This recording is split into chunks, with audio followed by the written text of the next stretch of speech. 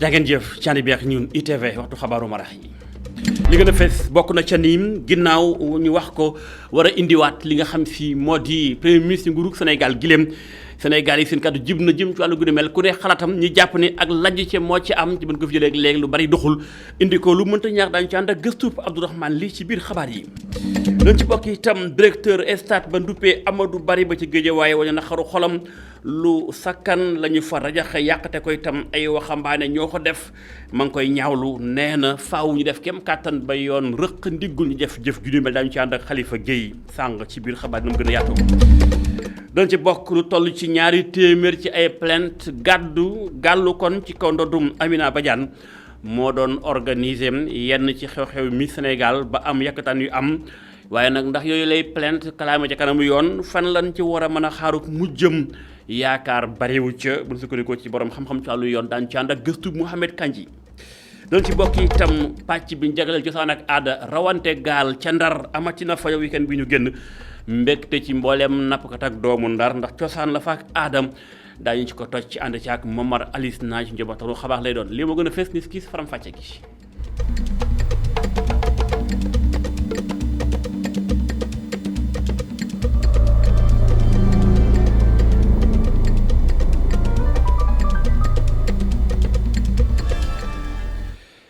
sant leen gërëm leen ci ànd bi ak ñun ITV faram fàcce xabaaru marax yi ñu koy tàmbalee ci mbirum politique xam ngeen ni njiitum réewum Sénégal président Macky Sall démb la daal di koy annoncé ci ndaje conseil des ministres becc na bataaxal di xam le ni daañu indiwaat poste premier ministre ci fàttali Mahammed Boun Abdallah Dionne moo ko ci mujj a doon laata luwaa di ñëw ca pencum ndaw réewum Sénégal daal di ko fi jëlee indiwaat ko mënta ñàkk lu ni mel moo tax sénégalais yi seen kàddu jib na ci wàll ku ne xalaatam na nga ko jàngate ni moo tax mu ñëwaat reportage Abdourahmane Ly. ab échec la amul leneen lu ñu mën a tuddee deltu ginnaaw njiitu réew mi ci gis-gisu Thierno Diallo bile taximan jàpp na ni yaakaaru fast track bu njiitu réew mi Macky Sall amoon ci dindi poste premier ministre bi moo tas waral kon mu indiwaat élimaanu jëwriñ yi fii ci mim réew. man ni ma ko mën a méngale da nga yor sa train bi am na ay wagon il faut mu am locomotive léegi jël nga train bi locomotive bi demal nga moom ba ci yàgg nga ne non franchement. dama bëgg dindi locomotive bi xool ndax wagon yi kese dina dem mais par la suite dem nga ma xam ne wagon yi kese mënul dem tu es obligé nga recadrer retourner locomotive bi du moins delluwaat na locomotive bi mais bon ce qu'on souhaite bu amaatee benn premier ministre bon il n'a qu'à prendre conscience de tirer les leçons de ce qui s'est passé. xibaar bi jëm ci indiwaat élimaanu jëwriñ yi fii ci mim réew daa bettu loolu kii di Assane Ndiaye muy fonction woo nga xamante ni Mahammed Boun Abdallah Dionne lañ si mujj tabb balaa ñu kaa supprimer ci atum 2019 mu dëkkee ca Sacré-Cœur lu muy sàkku mooy ñu càmbar li nga xamante ni kon poste premier ministre bi indi na ko niki njëriñ ak niki jafe-jafe maanaam ñu évaluer lépp. donc moom moo ko dindi woon moo ko indiwaat je sais que peut-être dinañu wax évaluer ñu bi mu ko dindeeg léegi lan la ci am comme yokkute. ba également mu wax ñu tamit lu tax mu bëgg ko indiwaat. mu siy dolli ni poste premier ministre poste politique dëgg la si gis-gisam ba tey dellu sib élimaanu jëwriñ yi dina may njiitu réew mi kon mu mën a gën a lijjanti kon soxlawu askan wi. yaakaar naa ni war na soxla premier ministre boo xam ni dina koy mën di teewal ci yenn yu bëri parce que mënul nekk fépp aussi président de la république mënul nekk fépp dafa nekk fii pour peuple bi dafa nekk fii pour population sénégalaise mais mënul nekk rek tout le temps di répondre ak ay opposition. Moussa Badiane nekkoon fi ab international sénégalais moom mi ngi rafetlu bile dogalu njiitu réew mi lu muy yaakaar rek mooy gouvernement bu si nar a toppi doon gouvernement woo nga xamante ni li koy soxal dëgg mooy taxawu askan wi si jafe-jafe yi ñuy jànkonteel. vraiment dëkk bi aussi doy waar bi nga xamee ni vraiment war na mën a jublu si soxla sénégalais yi c'est à coût de vie électricité bi ndox mi emploi bi. waaw y' a tellement de problèmes yoo xam ne les Sénégalais actuellement moom la ñuy xaar kon dañuy xaar ci premier ministre la ñu koy xaaree mu tegal ñu un gouvernement fort boo nga xam ne Sénégal yëpp dañu ci mën a saluer quoi. en attendant projet de loi bi ca conseil des ministres adopté nañ ko fa daj dëpp mbir yi maanaam bés mi nga xamante ni àpp nañ ko ngir dellu sip élimaanu jëwriñ yi fii ci même réew moo di fukki fan ak juróom ci weeru décembre muy bés bi nga xamante ni nguur gi yaakaar na ni ndawi réew mi nañu woote kon ngir li jëm kon ci soppi constitution bi jëm si dellu sip élimaanu jëwriñ yi. Abdourahmane Ly jaajëf leneen ci xibaar mi ngi soxal mbirum ndaw ñi fexe ba liggéey bi tegu ci yoon xëy mu jaar ci yoon waaye itam tàggat leen ci wàllum formation ndax ñu bari ñu ngi bëgg liggéey waaye mënuñu koccal ndax tàggat ba ca war amee su ca lu ni mel ngir mu dakk faaw ñu waxtaanee ko bangaas bi ñu dénk wàllum tàggatuk ndaw ñi waxtaanee na ko ci kanamu syndicaliste yi waaye itam waxtaanee ko ci kanamu ay njaatige liggéeyukaay yi waxtaan nga mooy ku ci dugal loxoom ci wàllu googee ban tàggat ndawu réew mi loolu mooy tax seenu xëy koccal doon lu gën a yomb ñu xuus ànd ca ak gëstub Mamadou Dieng. programme formation école entreprise bi tontu la bu gouvernement bi jëm ci jafe-jafe yi ñàkkum xëyum ndaw ñi. muy formation boo xam ni ndaw bi day nekk ci entreprise bi mais di dem ci école bi di jaabante entreprise bi ak école bi suñu ndaw ñi ci réew mi li ci ëpp amuñu liggéey parce que liggéey amul mais dañu amul liggéey parce que amuñu formation professionnelle ñu seetlu ci ay réew yu mel ni Suisse ak Allemagne ak Autriche ñoom type formation boobu la ñuy def muy formation duale président de la République décidé contextualiser ko fi ci Sénégal taxawal programme formation école entreprise def ci koppar bu bëri formation boobu même dina tax xale bi su paree mun a am liggéey ci lu gën a gaaw. juróom benn fan ci weeru mars atum 2018 la ñu ko lancé mbébét bi di wutal xëy ñaar fukki junneeg juróom ci ay gone loolu ñu fas yéene ko def ànd ceeg patronat syndicat liggéeykat yi ak gouvernement bi beneen partenaire boo xam ne ràññee nañ ko ci àdduna bi ci wàllum formation duale ñëw ngir dooleel Sénégal muy réewu Suisse. En Suisse, en moyenne, 2 délégations par mois viennent pour s'en inspirer. Les délégations viennent du 4 coins du monde. fële ca Suisse nag am na lenn loo xam ne seetlu nañ ko weer wu dee wu ne dinañu jot lu dee ñaari délégation yoo xam ne dañ fay ñëw ngir xool seen formation duale nañ lañ koy defee ay nit délégation yoo xam ne nag fu nekk la ñuy jóge ci àdduna bi lu bëri ci ndaw yi xam ne dañuy nekk foofe ca réew ma lu bëri lu ñuy jàng formation duale la foofee nag lu ñu leen di jàng bokk na ci lu ëpp ñaar téeméeri métiers yoo xam ne foofee dañ leen koy jàngal te suñ leen ko jàngalee day tax ba Suisse seetlu nañ ko bokk na ci réew yoo xam ne chômage bi maanaam ñàkkum xëyum ndaw yi nekk na loo xam ne foofee la gën a néew. Avec, en effet, le diplôme dual permet d'accéder à des formations supérieures. Suisse ñëw ngir dooleel Sénégal ci wàllum formation duale naka noonu itam bokk ak moom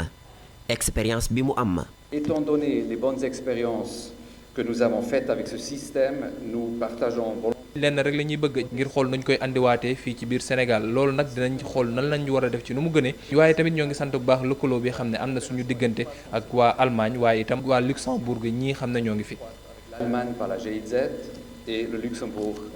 par Luxdev. enjeu yi jëm ci jafe-jafe wutal ndaw ñi xëy loolu jëwriñ ji ñu dénk wàllum xëy xam na ko tax itam mu gëm ne ngir gën ci mën a indi ay tontu faaw ñu gën a njaxlaf ci liggéey bi programme formation école entreprise bi. ci njëlbeen utal na xëy fukki junniy ndaw. Mouhamadou Dieng jaajëf lii moom mi ngi soxal ña yeewoo ca Bessiaw ak la ko wër muy cité Bessiaw foofee dañoo sonu tay ñàkkum ndox ànd facture yu cher coupé la muy am bari na lool lii moo tax ñu daal di wane seen naxaru xol daal di galfan dem ba ak dikk ba nañu nag lii ab lancement la maanaam dañu yëglu bu fekkente ni amul saafara daañu dem ba sikki mujj kërug ndox gi nga xam mooy seen oom ngir kon béj fa seen naxaru xol am ndaje lañ ci wote mu yaatum ci teewaayu Abdou Khadim Dieng wala sax Thiam reportage. tali bu ñu baare circulation bu jaxasoo ay nit yu yitewoo tali bi yu mer ba futtu li ko waral di doxu ñaxtu bi ñu dëkkee cité Bessiaw bi nekk fu Nord Foire amal ñoom li leen naqari mooy seeraay ak qualité bu bon bu ndox mi. ñoo ngi nii ndox bu sell lañu amul booba léegi ñoo ngi woote fu ne nañu wàllu ndox mi day salte xasaw xunn foo ko natt xeeñ romb na foofu ñun daal sonn nañu mënuñu fay ay factures yu cher a cher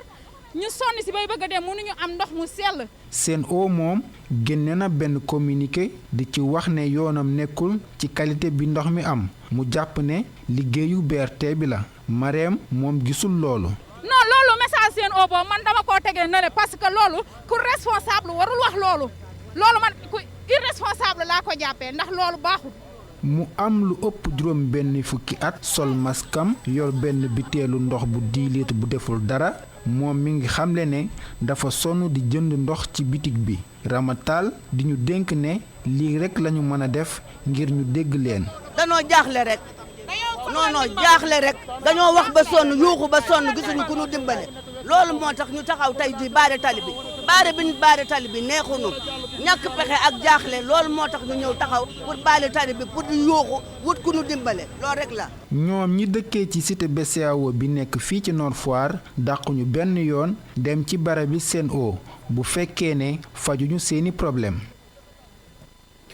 ñii di jooy ñàkkum ndox ñi ñoom di jàmbat yàkkataan gi ni yàkkataan leen ci ay njagamaar ay soxna yu boy seen bopp ci ay kuréel daal yëkkati ay bataaxalu kalaame ca kanamu yoon di ay plainte ëpp na daanaka ñaari téeméeri plainte yu nu gàll ci kaw ndoddum kii di Amina Badiane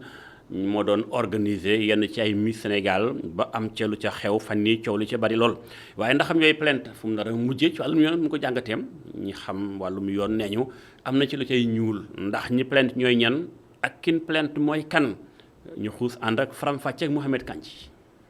yaakaaruma ci droit am nañu droit dem di porter plainte contre koo xam ne defu leen dara directement loolu loi mu permettre ko su fekkee nag ordre public bi dafa am ay yoo xam ne dafa jéggi dayoo ci maanaam bonne mœurs ordre public xaw ma si dara là c'est le seul ministère public moo mën a intervenir pour protéger la société mais des individus sinon on serait dans dañuy nekk ci régime boo xam ne du ñu xam kan mooy def lii ak kan moo war a def lii yow buñ la tooñee mën nga dem porter plainte yow ci sa bopp mais mun loo jóg ne da ngay porter plainte keneen koo xam ne tooñu doon loolu amul fenn ci droit. mën nañ jàpp ni mbir mi daanaka du mujj fenn seen plainte bii nii. non xam nga balaa muy mujj fenn mooy ñu examiner ko mais plainte bu jógee ci koo xam ne mënu ko déposer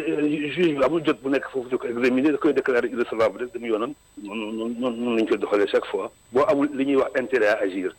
dañ koy déclarer irrecevable bu jeex. mu doon kàddu ko maître Ousmane Diagne di avocat doon leeral li xew ci mbirum plainte ak Amina Badiane ay kàddu Mouhamed Kandji moo ko tatan ca iRadio xabaar yi wu ci leneen lii mi ngi soxal xëyum ndaw ñi ba tey ak it Ousmane def ba gën a dugg ci mbirum mbay waaye itam gën a fexe ba gën a waxtaan ak ñoom ndax gis nañ ni dana créer dana beccim koom ci biir ndaw yi waaye nag ba ko méngaleeg jamono ndax mbayum cosaan ak mbayum jamono léegi bokkatul lu ni mel nag mënta ñaañ waxtaanee ko ci ay xalaat am na ci ay kàngam fekke woon boobu lépp waxtaan ñoo ko fekke woon ba noppee kenn ci ñoom kàddoom jot naa jib danga ko duppee xaw a kan miim entrepreneur la ci wàllu mbay lam ca dénk Babacar Seck. sàmm àll bi ak gën a suuxat mbay bi ci Afrique pour yokk koom-koom bi pour yokk am-am bi wan xale yi jeunes yi que ni tey jii jot na ñu jëfee li ñu doon jàng ak tamit lañ ñu doon dikk ñu defaat gént bi mu nekkaat dëgg maanaam ñu toog fii ñun ñëpp ñu jàppandoo ñu joxante loxo ñu jëmalee mbay mi kanam mu nekk rek mu bañ a nekk rek nag ay waxi kese te mu tamit mu bañ a nekk mbay moo xam ni comme ni ko suñu maam yi doon defee mais ñu boole ci tey jii lépp lu jëm ci wàllum li ñu naan innovation maanaam li ñuy liggéey lu bees ci wàllu matériel ñu dugal ko ci agriculture bi ndax ñu gën a am rendement yi maanaam li ñuy bay gën a bari ñu gën kaa mën jëriñoo Afrique tey jii war nañoo dépassé di jëli ji suñuy li ñuy lekk ci yeneen i continent ñu nangu suñu souveraineté alimentaire parce que jot na Afrique si boppam mën na tey dundal yeneen réew yi yëpp boo seetee tey feebar yu bëri yëpp dañ naan médecins yi en général dañ lay ne li ngay lekk moo lay njëkk a faj donc am na noo luñ ciy yokk loo xamante ni pour gaawal bay bi la pour yokk li ñuy am mais baax. leneen ci xibaar mi ngi jëm ci mbirum ba tey gàncax gi waaye nag ci mbirum njënd ak njaay ak baana gi Ousmane def ba gën a ñoŋal njënd meeg njaay mi ci déndub Afrique maanaam Afrique réew yi Afrique yi dem leen ci seen biir ak dikkalante bu ko defee dana tax ba li ñu bokk gën a mën a circuler gën a mën a dox bu ko defee ku ne mën caa gis sa bopp lu ni mel lañu waxtaanee UEMOA avec espace CEDEAO bi ñu ko waxtaanee bokk na ci kuréel yu samp ci Afrique fii tam ci Sénégal ngir waxtaanee wàllu gu ni mel ba noppee kàddu jot naa jib ki nga xam si mooy docteur Cheikh Tidiane Dièye mooy directeur exécutif li nga xamu di kon sa si kàddoom jib na jëm ci wàllu googee ak lu mu dénk Moussa Fall ñu teewlu ko. ndax Afrique ñëpp nangu nañu ni tey mën na jaare ci commerce bi nga xam ne am na ci potentialité am ci ay ressources li mu soxla lépp am ko ba bu ko soxalee woon ba mu dëgër mën na cee jëlee koom-koom bu dul jeex te indi si sax développement économique waaye ñu gis ni dafa bari ay gàllankoor maanaam ci dem bi ak dikk bi boo bëggee jënde fii bëgg a jaayee ci beneen réew dafay am jafe-jafe waaye ñu profité ci fii nga xam ni Afrique yépp mu ngi appliqué lu ñuy wax zone de libre échange continentale muy ZLECAf mu di déggoo bu rëy a rëy bu réewu Afrique yëpp bokk pour que lii di ñuy defaree ci Afrique mu fiy meññee ñu ko fiy defaree ci suñuy usine ñu mën koo jaay fii ci biir Afrique muy commerce intra-africain mu développé wu ndax gëstu yi ñu ci def yëpp jàngat yëpp wane na ni bu ñu développé commerce intra-africain Afrique dina jëlaat place bi nga xam ne moom la war a am ci monde bi te kenn du ko raw te day tax sax ba bu ñuy waxtaanati ak Europe muy suñu ay partenaires wala Chine wala ñeneen amul kenn koo xam ne yaa ñuy jiitu di ñu def loolu la neex waaye ñun ñooy taxaw ci suñuy intérêt ak li ñu am su ko defee ñu doog a yóotu leneen te kuy waxtaan ak ñun rek danañu am capacité de négociation boo xam ni yaa ñuy gën a soxla que ñun liñ lay soxlaa. seetlu liy tënk nit ñi wala di gàllankoor dem bi ak dikk bi ak njënd ak njaay ñu mën koo teggi pour que mu mën a jur koom-koom pour entreprise yi ndax entreprise yi bu ñu amee koom-koom ci la ñuy mën a recruter jël ay liggéeykat te bu ñu jëlee liggéeykat chômage dana wàññeeku te entreprise yi bu ñu amee xaalis ci la ñuy mën a aussi gën a fay impôt état yi am xaalis ba tax ñu mën a investir ci agriculture investir ci njàng investir ci santé système la boo xam ne bu baaxee ñëpp danañ ci am njëriñ. mu doon kàddu ak docteur Cheikh Tidiane Dièye mooy secrétaire exécutif bu CACID. xibaar yi wéy ci leneen mi ngi soxal mbirum environnement ndax ku wax gàncax wax njënd ak njaay da nga wax production ba loolu balaa mën a am ñu mën a defar lu mucc ayib day fekk sunu gàncax gi war a mën a naat ña ko seq di wax dox ci mbirum gàncax waxtaanee ko ca UCAD waxtaan gu yaatu ay borom xam-xam ak i ndaw seen kàddu jib na ci wàll googeem ku ci ne la nga becc ngir ëllëgu jaww ji ak climat bu Sénégal ak Afrique nun ko war a gën a jeexi ñoom dañ ci ànd ak faram fàcceek Pape Ibrahima Ndiaye. bërëb la boo xam ni ndongo yi taamu nañu ko ngir xalaat wala sax amal fi ay révision ñu mën ci ànd ak xetu garab yi ak ngelaw gi nga xam ne moom la àndal.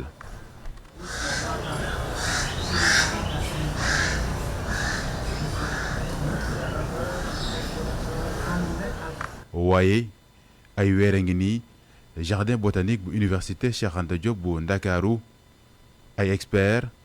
militant ci wàllum alam bi wala ay ndongo dañ fiy amal ndaje écologique. scientifique yi ak borom xam-xam yi ñu ngi koy wax ci changement climatique buñ ko jëlee ci réalité jeunes yi li ñuy dund bés bu ne lan lay signifier pour ñoom donc loolu noonu yaaru ndaje yi nga xam ne moom la ñuy tuddee ndaje écologique dafay permettre loolu ñu atteindre cible boobu mu gën a accessible waxtaan bi nekk ci waxtaan bi nga xam ne du diis torop ci xale yi. ndongo yi nga xam ne ñoo fi teew ñu bari ñoom ñu ngi doog a participer ci ndaje agroécologique bi fuñ koy defee nuñ koy defee wala sax luñ ci mën a téye ñoom ñëpp ànd ci mbir mi. ni ñu permettre aussi ñu toog waxanteeg suñu professeur si nu ñuy orienté woo si recherche yi wax ñu tamit lan la ñuy xaar si ñun en tant que man biologiste lan la ñuy xaar si man pour environnement bu baax. boo gisee lu bari ñi nga xam ne duñu seen xel du dem si wàllum alam dafa fekk xamuñ ni alam bi ni mu demee c'est que plus nga xam alam bi ni mu demee plus nga xam jafe-jafe yi ngay dànkoonteel. par rapport au Sénégal. weccante xalaat lépp bàyyeekoo ci Afrique te bañ a bedd ñeneen ñi lii nekk mbir moo xam ne professeur Babacar Fall di vice-président comité sénégalais sur le changement climatique ànd na ci. dafay dajale nit ñu bëri toog ci suuf amul taabal amul saal du yëfu kàngam daanaka da ngay yem ak ñëpp waxtaan ak ñoom morom ak morom nga xamal leen li aajo ci agroécologie maanaam genre xeetu pexe la ba ngay def pour gën a naat mbéy mi te doo yàq gàncax gi yooyu donc defe naa ne buñ ko defee ci ñoom ñiy xaleel dina gën a yee benn pas-pas ci ñoom. te gën leen orienté ci li jëm ci li aju ci agroécologie. gannaaw ñaari waxtu ñu weccante xalaat ci li nga xam ne moo tukkee ci bilan COP26 bi ñetteelu ndaje écologique bi ñu daal di koy tëcc waxtu yi doyul waaye nag ñu fas yéene ñëwaat weerum décembre bi ñu dëkkmal ngir waxtaanee lépp li nga xam ne mën naa gaañ suñu alam bi.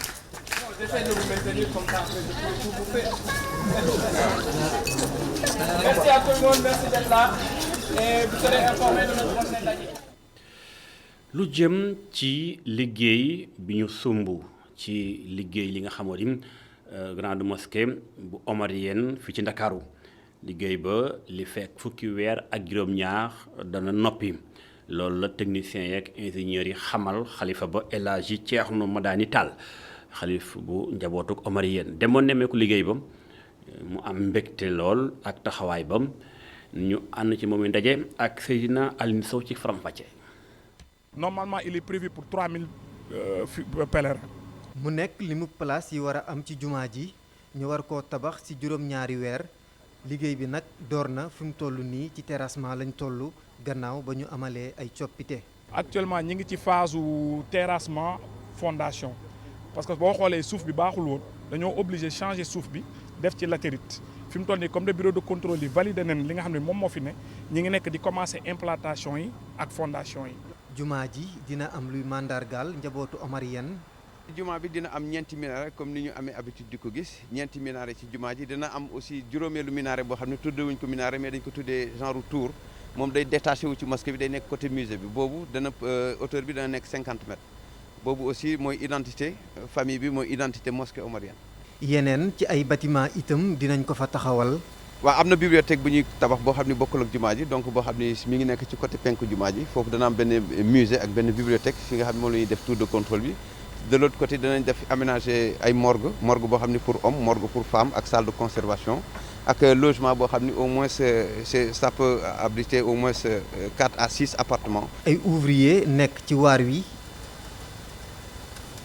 Thierno Madani Tall ànd ak délégation bu takku profité na ci visite bi ngir saytu bu baax tolluwaayu liggéeyu jumaa Omarien ci kanamu ingénieurs yi. jërëjëf Seydina Aline Sow muy liggéey yëpp mosquée Omarienne fii ci Ndakaaru ak ni techniciens yi taxawee ci wàllu gunimel xalif ba demoon seeti liggéey ba ak tolluwaay ba. xabaar yi wuy ci leneen li mi ngi jëm ci liggéey bu nu yàq ndax stade Amadou Barry bu Guédiawaye ginnaaw ba nu ko defaraatee jamono ji ay yàq-yàq yu metti am na fa ay waxambaane fa joox toj ca yàq fa lu bëri. moo tax directeur stade ba kàddoom jot naa jëpp jëm ci li xew nee na ASC taxaw temm ba leeral li xew yoon def liggéeyam rëq ndigul bépp sàmba booy bu laal loxoom ci lay yàq te itam lu mel ni bañ fi amati mooy Khalifa Gueye lam ca dénk ci kàddu ak Cheikhou Seydi. li ñu ci gën a jaaxal mooy violence bi xale yi ndaw ñoo koy def mais surtout ñi incité xale yi mooy ñi nga xam ne dañuy ñëw stade di carte foofu dañuy carte di xaay di ko joxante ñëpp di ko gis loolu nag dirigeant yi ak ñi nga xam ne acteur nawetaan ñi ñëpp ñoo ci am population ñoo ci am part de responsabilité parce que dirigeant bu nekk xam nga sa carte ñi fay carte te la plupart ñi fay nekk di carte amuñu benn intérêt ASC bi kon nag il va falloir que ñuy dénoncer leen que bien avant même ñu ñëw stade qu'on les identifie qu'on les trouve chez eux ou bien qu'on les convoque à la police pour leur mettre devant leurs responsabilités def leen yóbbu leen ci seeni responsabilité kon au-delà de loolu également c'est important tey ñun tamit à notre niveau bi ñu demee ba gis ni infrastructure bi ñu ngi menacé wu ñu jël ay mesures conservatoires parce que stade bi tey kenn mënatu fa fubal une partie booy dañoo coqati gazon bi di ñu xotti ko ñu yóbbu photo corner yi daggati filet yi caax yi camps yi tout est lépp la ñu yàq donc moo taxoon ñu arrêté activités yi et le temps peut-être ñu jéem a delloo stade bi ci ay ni mu mel pour nit ñi mën ci fonctionner il faut que nit ñi xam ne également stade bi équipe adverse bi leen gagné moomu ko stade bi nawetaan moomu ko stade bi moomeel la bokk moomeel la boo xam ne askanu Sénégal ñëpp ñoo ko bokk te rawatina nag ñun ñi nga xam ñoo dëkk Guédiawaye ñoo ko moom kon donc ñun nañ ci bàyyi xel te xam ne ñoom bu ñu joué ba pare am na ñeneen ñu war a joué donc bu ñu fa neree nekk di empêcher ñeneen ñi ñu war a joué ñun duñu mën dul jël ay décisions.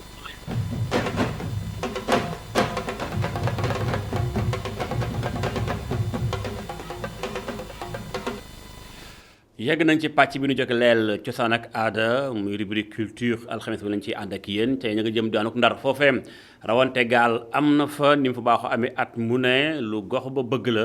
daa bokk ci histoire gox ba waaye tam bokk ci aadam dëkkub nappkat la moo taxit ñu bari ñoo ko teewe woon ñu dem Ndar ànd fàkk Momar Alice Niang.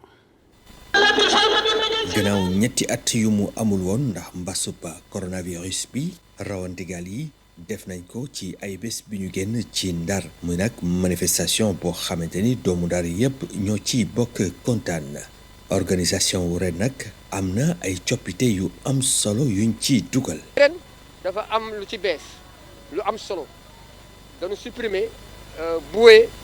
arrivée virage pour arriver li ko waral nag pour lu leer la ñun en tant que réveil gendarme suñu jàngat ci régate ci pour mu avancer mooy lépp loo xam ni source la dafay indi fitna alors dañ koy jéem éviter waaw parce que seetlu nañu ni ñaare yu mel noonu buy amee rek alors bouée d'arrivée moo koy indi. ñëwoon di jiite manifestation bi gannaaw ba mu ko rafetloo jaraafu dëkk bi yëkkati kàddu ñaan comité d'organisation bi ñu fexe ba boole waa bitim réew ci pomile. ñaax aussi le comité d'organisation autour Gànnaar Mool ñu xool nu ñu mënee organiser maanaam encore une fois édition yi ñëw def ko à l'échelle internationale mën nañoo invité ñu nekk ci yeneen goxu Sénégal nekk Dakar wala nekk sur la Petite Côte nekk Casamance wala ñu jógee Guinée-Bissau wala jógee Mauritanie am course boo xam ni minimum dañu am 5 wala 6 participants loolu nag mën ci réfléchir ci édition yi ñëw seet nu leen mën a accompagner pour que ñu am un concours régate boo xam ni maanaam day nekk international. course ren yi nag ñaari gox-goxaan yi la lëkkale woon mu di Loda ak Pondoxole waaye ñoom ñaar ñëpp ku ci ne jël nga ab raaya. jaajëf Momar Alice Niang waaye itam jaa ngeen jëf ci ànd beek ñun ITV li moo tëj ci xabaaru marax yi sant leen gërëm leen ñu bàyyeen ak la Total Cheikh Sana Fall ak ganam mu doxal ba ci kanam jaa ngeen jëf